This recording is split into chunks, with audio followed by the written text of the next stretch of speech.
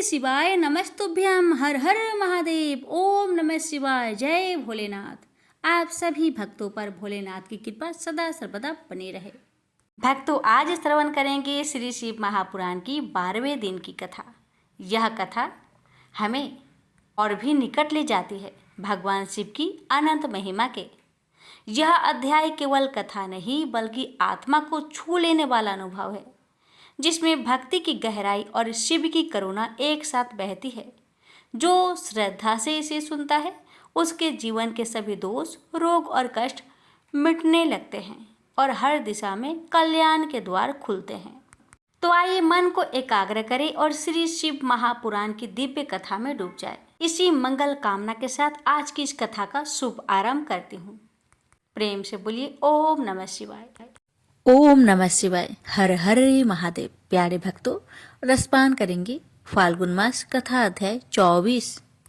ब्रह्मा जी बोले, मुनिश्रेष्ठ नारद, इस प्रकार हम दोनों देवता गर्भ रहित हो निरंतर प्रणाम करते रहे। हम दोनों के मन में एक ही अभिलाषा थी कि इस ज्योतिर्लिंग के रूप में प्रकट हुए परमेश्वर प्रत्यक्ष दर्शन दे।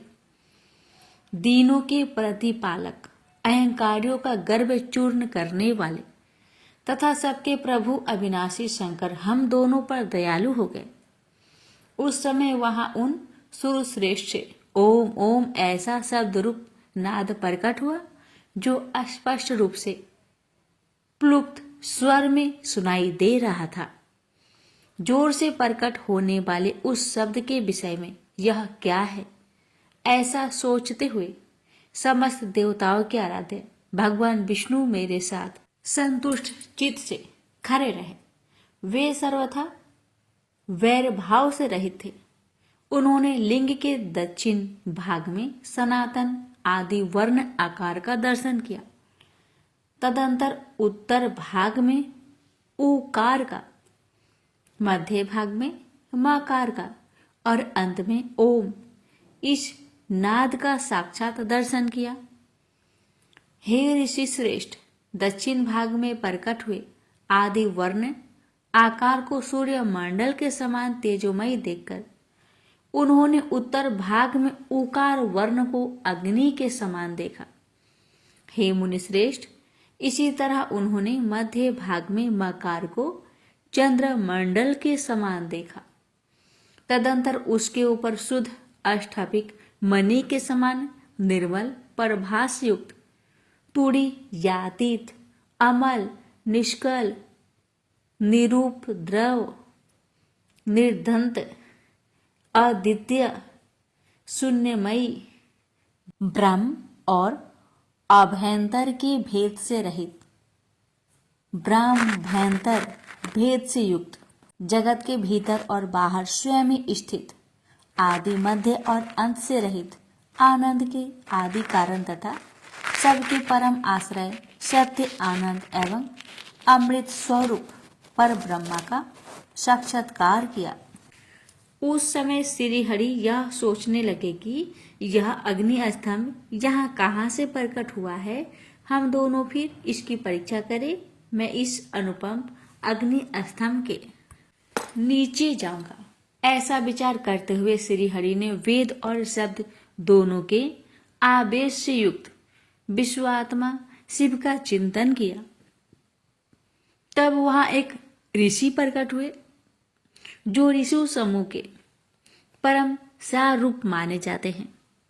उन्हीं ऋषि के द्वारा परमेश्वर श्री विष्णु ने जाना कि इस शब्द ब्रह्ममयी शरीर वाले परम लिंग के रूप में साक्षात पर ब्रह्मा स्वरूप महादेव जी ही यहाँ प्रकट हुए हैं। ये चिंता रहित अथवा अचिंत्य रुद्र है। जहां जाकर मन सहित वाणी उसे प्राप्त किए बिना ही लौट आती है। उस पर ब्रह्मा परमात्मा शिव का वाचक एकाक्षर प्रणव ही है। वे इसके वाच्यार्थ रूप है।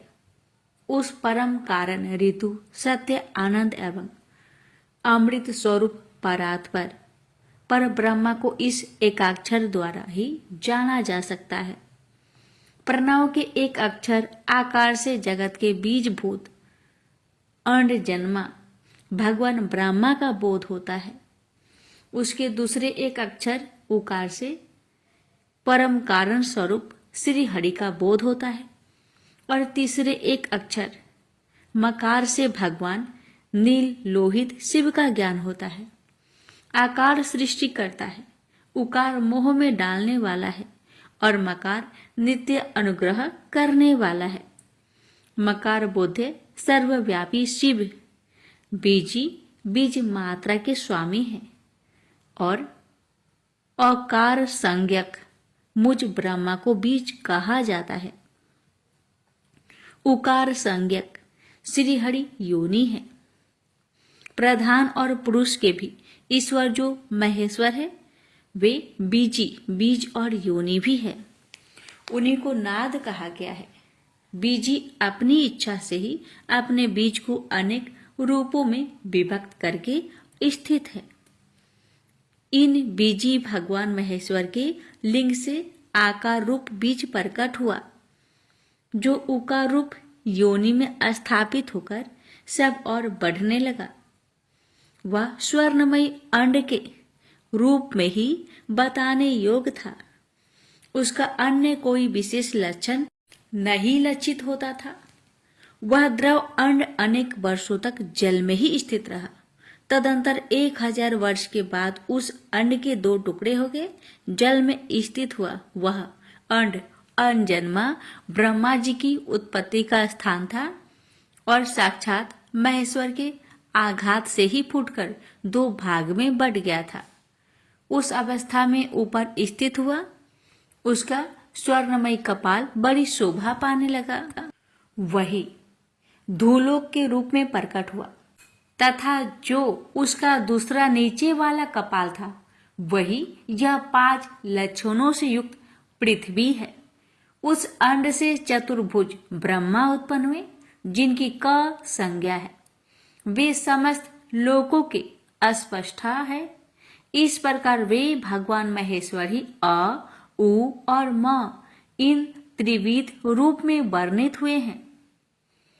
इसी अभिप्राय से उन ज्योतिर्लिंग स्वरूप सदाशिव ने ओम ओम ऐसा कहा। यह बात युज वेद के श्रेष्ठ मंत्र कहते हैं।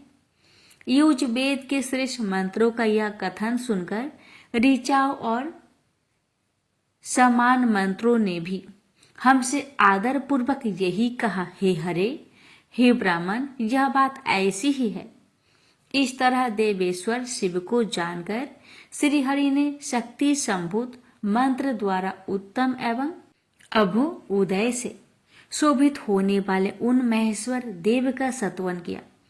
इसी बीच में विश्व पालक भगवान विष्णु ने मेरे साथ एक और भी अद्भुत एवं सुंदर रूप को देखा। हे मुनि, वह रूप 5 मुखों और 10 भुजाओं से अलंकृत था। उसकी कांति कपूर के समान और गौण थी। वह नाना प्रकार की छटाओं से और भांति भांति के आभूषणों से विभूषित था। उस परम उदार महापराक्रमी और महापुरुष के लक्षणों से संपन्न अत्यंत उत्कृष्ट रूप का दर्शन करके मेरे साथ श्री हरि कृतार्थ हो गए। तत्पश्चात परमेश्वर भगवान महेश प्रसन्न होकर अपने दिव्य शब्दमयी रूप को प्रकट करके हंसते हुए खड़े हो गए। हस्व आकार उनका मस्तक और दीर्घ आकार ललाट है। इकार दाहिना नेत्र और इकार बायां नेत्र है। उकार को उनका दाहिना और उकार को बायां कान बताया जाता है। ऋकार उन परमेश्वर का दाया कपोल है और ऋकार उनका बाया कपोल है। लिरि और लिरि ये उनकी नासिका के दोनों छिद्र हैं। एकार उन सर्वव्यापी प्रभु का ऊपरी ओष्ठ है और एकार अधर है। ओकार तथा आवकार ये दोनों क्रमशः उनकी ऊपर और नीचे की 2 दंत पंक्तियां हैं। अंग और अह उन देवाधिदेव शूलधारी शिव के दोनों तालु हैं। क यादि 5 अक्षर उनके दाहिने 5 हाथ हैं और च यादि 5 अक्षर बाएं 5 हाथ हैं। ट आदि और त आदि 5 अक्षर उनके पैर है। पकार पेट है। पकार को दाहिना पार्श्व बताया जाता है और बकार को बाया पार्श्व, भकार को कंधा कहा जाता है। मकार उन योगी महादेव शंभु का हृदय है। य से लेकर स तक य, र, ल व तालव्य स, मधन्य स तथा स, ये 7 अक्षर सर्वव्यापी शिव की 7 धातुएं हैं। हकार को उनकी नाभि और छकार को नासिका कहा जाता है। इस प्रकार निर्गुण एवं गुण स्वरूप परमात्मा के सदमय रूप को भगवती उमा सहित देखकर श्रीहरि मेरे साथ कृतार्थ हो गए हैं। इस प्रकार शब्द ब्रह्ममयी शरीरधारी महेश्वर शिव का दर्शन पाकर मेरे साथ श्रीहरि ने उन्हें प्रणाम करके पुनः ऊपर की ओर देखा। उस समय उन्हें 5 कलाओं से युक्त ओकार जनित शुद्ध अष्टभिक मणि के समान सुंदर 38 अक्षरों वाले मंत्र का साक्षात्कार हुआ। पुनः संपूर्ण धर्म तथा अर्थ का साधक, बुद्धि स्वरूप, अत्यंत हितकारक और सबको बस में करने वाला गायत्री नामक महान मंत्र लक्षित हुआ। वह 24 अक्षरों तथा 4 कलाओं से युक्त श्रेष्ठ मंत्र है। पंचाक्षर मंत्र नमः शिवाय 8 कलाओं से युक्त है। अभी 4 सिद्धि के लिए प्रयोग किए जाने वाला मंत्र 30 अक्षरों से संपन्न है, किंतु युज वेद में प्रयुक्त मंत्र 25 सुंदर अक्षरों का ही है। यह 8 कलाओं से युक्त तथा श्वेत मंत्र है, जिसका प्रयोग शांति कर्म की सिद्धि के लिए किया जाता है। इस मंत्र के अतिरिक्त 13 कलाओं से युक्त जो श्रेष्ठ मंत्र है वह बाल, युवा और वृद्ध आदि अवस्थाओं में आने वाले क्रम के अनुसार उत्पत्ति, पालन तथा संहार का कारण रूप है। इसमें 61 वर्ण होते हैं। इसके पश्चात विष्णु ने मृत्युंजय मंत्र, पंचाक्षर मंत्र, चिंतामणि मंत्र तथा दक्षिणा मूर्ति मंत्र को देखा। इसके बाद भगवान विष्णु ने शंकर को तत्वमसि वही तुम हो यह महावाक्य कहा। इस प्रकार उक्त 5 मंत्रों को प्राप्त करके वे भगवान श्रीहरि उनका जप करने लगे। इसके पश्चात ऋक्, यजु, सामरूप वर्णों की कलाओं से युक्त ईशान, ईशो के मुकुट, पुरातन पुरुष, अघोर हृदय, मनोहर, सर्वगुहा, सदाशिव, तांडव, नित्य आदि कालों में वाम पाद पर अवस्थित रहने वाले महादेव, महान सर्वराज को आभूषण के रूप में धारण करने वाले, चारों ओर चरण और नेत्र वाले, कल्याणकारी, ब्रह्मा के आधिपति, सृष्टि स्थिति संहार के कारणभूत, वरदायक सांब महेश्वर को देखकर भगवान विष्णु प्रसन्न मन से प्रिय वचनों द्वारा मेरे साथ उनकी स्तुति करने लगे। ब्रह्मा जी बोले, हे नारद, भगवान विष्णु के द्वारा की हुई अपनी स्तुति सुनकर करुणा निधि महेश्वर प्रसन्न हुए और उमा देवी के साथ सहसा वहां प्रकट हो गए। उस समय उनके 5 मुख और प्रत्येक मुख में 3-3 नेत्र शोभा पाते थे। भाल देश में चंद्रमा मुकुट सुशोभित था। सिर पर जटा धारण किए गौरवर्ण विशाल नेत्र वाले शिव ने अपने संपूर्ण अंगों में विभूति लगा रखी थी। उनकी 10 भुजाएं थी। उनके कंठ में नीला चिन्ह था। वे समस्त आभूषणों से विभूषित थे। उन सर्वांग सुंदर शिव के मस्तक भस्ममयी त्रिपुंड से अंकित थे। ऐसे परमेश्वर महादेव जी को भगवती उमा के साथ उपस्थित देखकर भगवान विष्णु ने मेरे साथ पुनः प्रिय वचनों द्वारा उनकी स्तुति की। तब करुणा कर भगवान महेश्वर शिव ने प्रसन्नचित होकर उन श्री विष्णु देव को स्वस्वरूप से वेद का उपदेश दिया।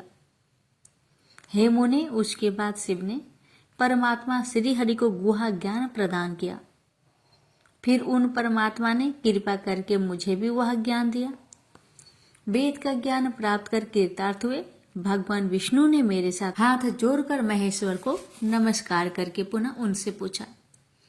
विष्णु जी बोले, हे देव, आप कैसे प्रसन्न होते हैं? हे प्रभु, मैं आपकी पूजा किस प्रकार करूं? आपका ध्यान किस प्रकार से किया जाए और आप किस विधि से बस में हो जाते हैं? हे महादेव, आपकी आज्ञा से हम लोगों को क्या करना चाहिए? हे शंकर, कौन कार्य अच्छा है और कौन बुरा है? इस विवेक के लिए हम दोनों के ऊपर कल्याण हेतु आप प्रसन्न हो और उचित बताने की कृपा करें।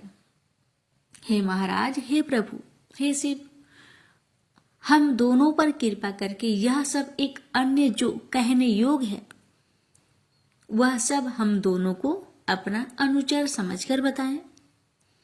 ब्रह्मा जी बोले, हे मुनि, श्री हरि की यह बात सुनकर प्रसन्न हुए कृपा निधान भगवान शिव प्रीति पूर्वक यह बात कहने लगे। शिव जी बोले, हे सुरश्रेष्ठ गण, मैं आप दोनों की भक्ति से निश्चय ही बहुत प्रसन्न हूँ। आप लोग मुझ महादेव की ओर देखते हुए सभी भयों को छोड़ दीजिए। मेरा यह लिंग सदा पूज्य है, सदा ही ध्येय है। इस समय आप लोगों को मेरा स्वरूप जैसा दिखाई देता है वैसे ही लिंग रूप का प्रयत्न पूर्वक पूजन चिंतन करना चाहिए। लिंग रूप से पूजा गया मैं प्रसन्न होकर सभी लोगों को अनेक प्रकार के फल तो दूंगा ही, साथ ही मन की अन्य अनेक अभिलाषाएं भी पूरी करूंगा। हे देव श्रेष्ठ, जब भी आप लोगों को कष्ट हो तब मेरे लिंग की पूजा करें, जिससे आप लोगों के कष्ट का नाश हो जाएगा। आप दोनों महाबली देवता मेरे स्वरूप भूत प्रकृति से और मुझ सर्वेश्वर के दाएं और बाएं अंगों से प्रकट हुए हैं। ये लोक पितामह ब्रह्मा मुझ परमात्मा के दाहिने पार्श्व से उत्पन्न हुए हैं और आप विष्णु वाम पार्श्व से प्रकट हुए हैं। मैं आप दोनों पर भली भांति प्रसन्न हूँ और मनोवांछित वर दे रहा हूँ। मेरी आज्ञा से आप दोनों की मुझ में सुदृढ़ भक्ति हो।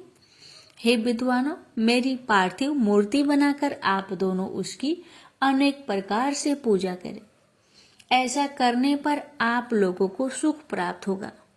हे ब्राह्मण, आप मेरी आज्ञा का पालन करते हुए जगत की सृष्टि कीजिए और हे विष्णु, आप इस चराचर जगत का पालन कीजिए। ब्रह्मा जी बोले, हम दोनों से ऐसा कहकर भगवान शंकर ने हमें पूजा की उत्तम विधि प्रदान की, जिसके अनुसार पूजित होने पर शिव अनेक प्रकार के फल देते हैं। शंभु की यह बात सुनकर श्री हरि मेरे साथ महेश्वर को हाथ जोड़कर प्रणाम करके कहने लगे। विष्णु बोले, हे प्रभु, यदि हमारे प्रति आप में प्रीति उत्पन्न हुई है और यदि आप हमें वर देना चाहते हैं तो हम यही वर मांगते हैं कि आप में हम दोनों की सदा अविचल भक्ति बनी रहे। आप निर्गुण हैं, फिर भी अपनी लीला से आप अवतार धारण कीजिए। हे तात, आप परमेश्वर है, हम लोगों की सहायता करें। हे देव देवेश्वर, हम दोनों का विवाद शुभदायक रहा, जिसके कारण आप हम दोनों के विवाद को शांत करने के लिए यहाँ प्रकट हुए। ब्रह्मा जी बोले, हे मुनि, श्री हरि की यह बात सुनकर भगवान हर ने मस्तक झुकाकर प्रणाम करके स्थित हुए उन श्री हरि से पुनः कहा। वे विष्णु स्वयं हाथ जोड़कर खड़े रहे।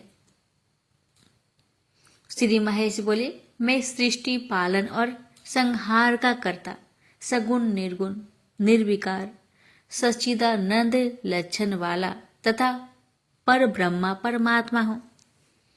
हे विष्णु, सृष्टि रक्षा और प्रलय रूप गुणों के भेद से मैं ही ब्रह्मा विष्णु और रुद्र का नाम धारण करके 300 रूपों में विभक्त हुआ हूँ। हे हरे, मैं वास्तव में सदा निष्कल हूँ।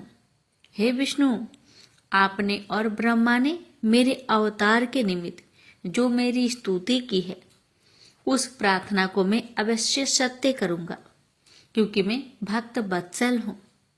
ब्राह्मण, मेरा ऐसा ही परम उत्कृष्ट रूप तुम्हारे शरीर से इस लोक में प्रकट होगा, जो नाम से रुद्र कहलाएगा। मेरे अंश से प्रकट हुए रुद्र की सामर्थ्य मुझसे कम नहीं होगी। जो मैं हूं वही ये रुद्र है। पूजा की विधि विधान की दृष्टि से भी मुझ में और उनमें कोई अंतर नहीं है। जैसे जल आदि के साथ ज्योतिर्मयी बिंब का प्रतिबिंब के रूप में संपर्क होने पर भी बिंब में स्पर्श दोष नहीं लगता, उसी प्रकार मुझ निर्गुण परमात्मा को भी किसी के संयोग से बंधन नहीं प्राप्त होता। यह मेरा शिव रूप है। जब रुद्र प्रकट होंगे तब वे भी शिव के ही तुल्य होंगे। हे महामुनि, मुझ में और उनमें परस्पर भेद नहीं करना चाहिए।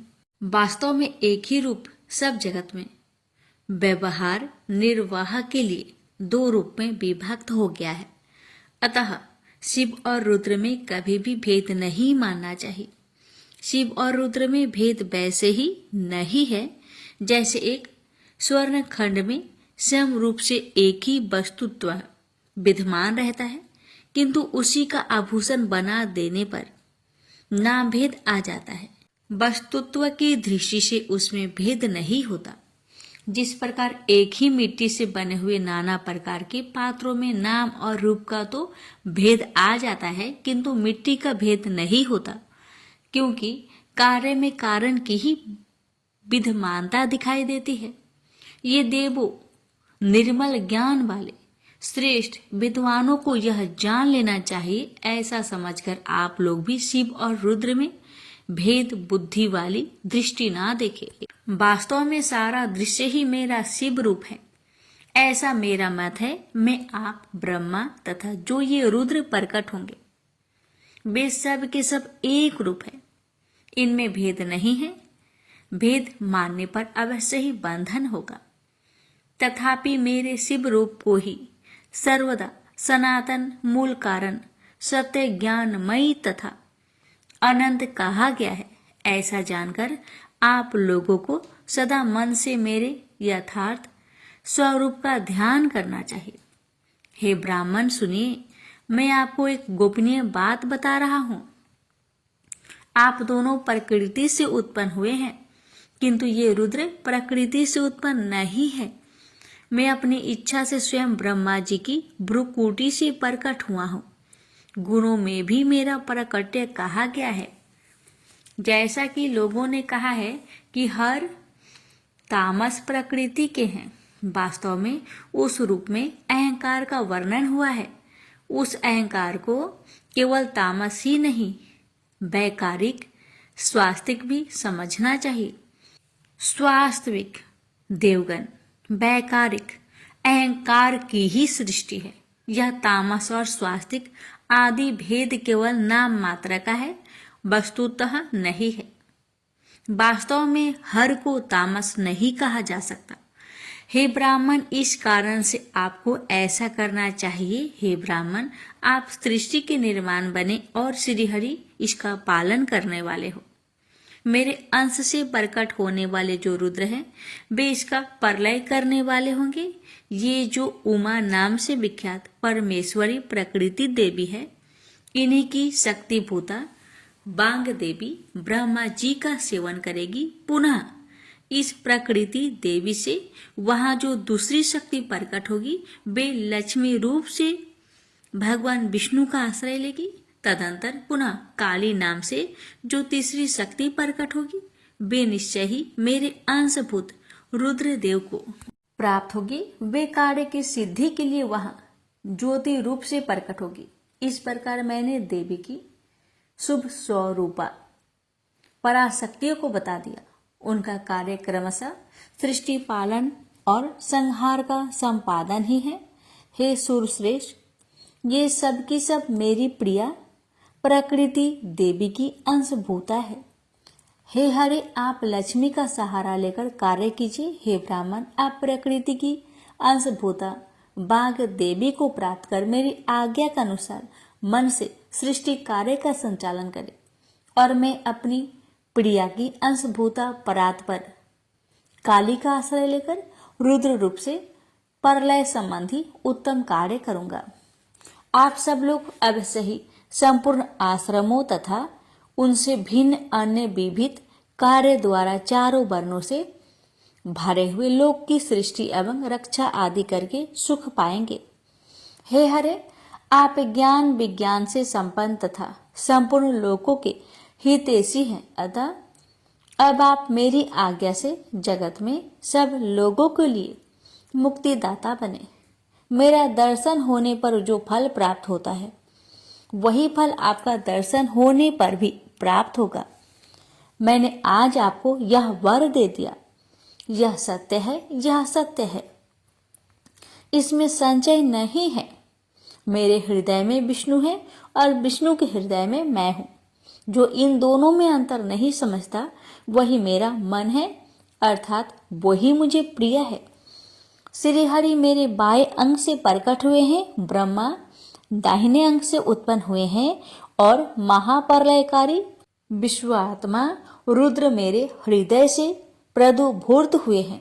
हे विष्णु, मैं ही ब्रह्मा विष्णु और भव नाम से तीन रूप में विभक्त हो गया हूँ।